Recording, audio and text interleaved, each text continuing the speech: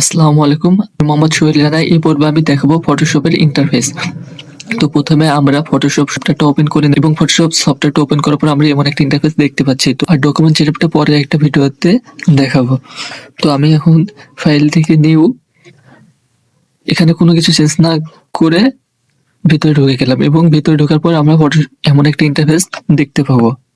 তো এই হচ্ছে ফটোশপের ইন্টারফেস। ফটোশপের একবার উপরে যে বারটা দেখতে পাচ্ছেন এটা হচ্ছে মেনু বার এবং নিচে যে বারটা দেখতে পাচ্ছেন এটা হচ্ছে কন্ট্রোল বার বা অপশন বার। আর বাম দিকে যে বারটা দেখতে পাচ্ছেন এটা হচ্ছে টুলস বার।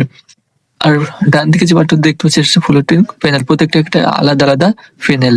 তো প্রথমে আসি মেনু বারে কি আছে। মেনু বারে ফাইল, এডিট, ইমেজ, লেয়ার অনেক কিছু আছে এবং অনেকগুলো মেনু আমরা দেখতে পাচ্ছি এবং প্রত্যেকটা মেনুর ভিতরে যদি আমরা ক্লিক করি তারও দেখবো অনেকগুলো আরো অপশন আছে এবং একটার এবং এই অপশনগুলো আমাদের কাজের প্রয়োজন অনুযায়ী আমরা ব্যবহার করব এবং যেগুলো আমাদের বেশি দরকার এবং কাজের জন্য বেশি প্রয়োজন সেগুলো আমরা আস্তে আস্তে দেখাবো।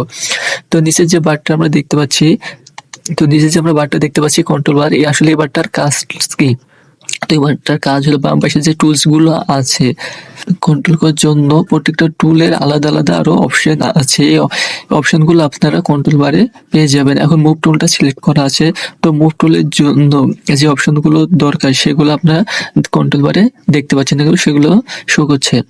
যেমন পরেরটা সিলেক্ট করলাম, দেখুন এগুলো চেঞ্জ হয়ে গেল এবং তার নিচেরটা সিলেক্ট করলাম, দেখুন সবগুলো চেঞ্জ হয়ে গেল। তো এই কন্ট্রোল বারের কাজই হলো টুলস বারে যে অপশন গুলো থাকে এগুলো সব উপরে শো করে। তার মানে এখানে যতগুলো টুলস আছে টুলস গুলোকে কন্ট্রোল করার জন্য উপরে এই বারটা থাকে এবং এখানে আরো অপশন থাকে। আর টুলস বার এটা আমরা বাম পাশে রাখতে পারি, কারণ যে এটা আমরা দুইটা কলম করে রাখতে পারি। যেমন দেখলেন এর উপর ক্লিক করলে দুইটা কলম হয়ে যাবে। আপনাদের যার যা প্রয়োজন যেভাবে কাজ করতে সঞ্চয় বোধ করেন সেইভাবে কাজ করবেন। আবার চাইলে এটা দেখেন ভেতরে নিয়ে আসতে পারি, যে দেখেন এই দাগের উপর ক্লিক করে মাউসের রাইট বাটনে ক্লিক করে ধরে রাখলে তাহলে যে ভিতরে চলে আসবে। আবার একইভাবে এভাবে ধরে রেখে ওদিকে নিয়ে গেলে আবার ঠিক আগের জায়গায় চলে যাবে। ডান দিকে আমরা ফ্লোটিং প্যানেল নামে যে প্যানেলগুলো পাচ্ছি সেগুলো মূলত উইন্ডো মেনুর ভিতরে পাওয়া যায়। উইন্ডো মেনুর ভিতরে গেলে আপনারা সব ধরনের প্যানেলগুলো দেখতে পাবেন। আপনার যেটা যখন প্রয়োজন সেটা নিয়ে আসতে পারবেন। যখন যেটা দরকার সেটা এখান থেকে ক্লিক করে নিয়ে আসতে পারবো। আবার যেটা আবার দরকার না থাকে আবার ক্লোজ করে এটা আবার রিমুভ করে দিতে পারবো। তো মনে করেন আমার এখন একটা কালারের দরকার, তো আমি কালারে ক্লিক করলে দেখবেন এখানে সকল ধরনের কালার চলে আসবে। তো এটা যেহেতু আমার দরকার না থাকে, আমি এই যে উপরে মেনু বার আছে এখানে ক্লিক করে এই যে উপরে দেখবেন কলস ট্যাব, এখানে মানে এটা চলে যাবে। তাহলে আমরা এগুলো আবার বের করে আনতে পারবো এবং চাইলে ছোট বড় করতে পারবো। তো আমাদের ভালো লাগে, আমরা যে বস্তু কাজ করতে সচেতন বোধ করি সেভাবে আমরা কাজ করব। তো মনে করেন কাজ করতে করতে যদি দেখেন আপনার এগুলো উলট পালট হয়ে গেছে, তো আপনারা এগুলো আবার ঠিক করতে পারবেন। উপরে যে মেনু বার আছে এখান থেকে গিয়ে আপনার এখানে রিসেট অপশনটা থাকবে, এখানে রিসেট করলে ফটোশপ ইনস্টল করার পর ডিফল্ট যে সেটিংটা ছিল এখানে রিসেট করার পরে অটোমেটিক ওই সেটিংটা হয়ে যাবে।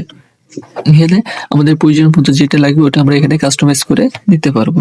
এখন আমরা দেখো ফটোশপের যে ইন্টারফেসের কালারটা আছে এই কালারটা আমরা কিভাবে চেঞ্জ করতে পারি। তো এই কালারটা চেঞ্জ করার জন্য আমরা যা করবো, প্রথমে এডিটে যাব, এডিট থেকে প্রিফারেন্স থেকে যে ইন্টারফেসে গেলে আমরা এখানে চারটা কালার পাবো। দেখবেন লাইট, আই টু ডার্ক এবং এটা খুব বেশি ডার্ক।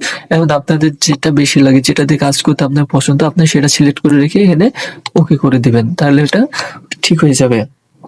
তো ডিফল্ট অবস্থা যেটা থাকে ওটা রাখতে পারেন, আপনার যেটা পছন্দ ওটা রাখতে পারেন। তো আজকের ভিডিওটা এই পর্যন্ত। এই ভিডিওটা ভালো লাগলে চ্যানেলটা সাবস্ক্রাইব করে পাশে থাকবেন। ধন্যবাদ সবাইকে।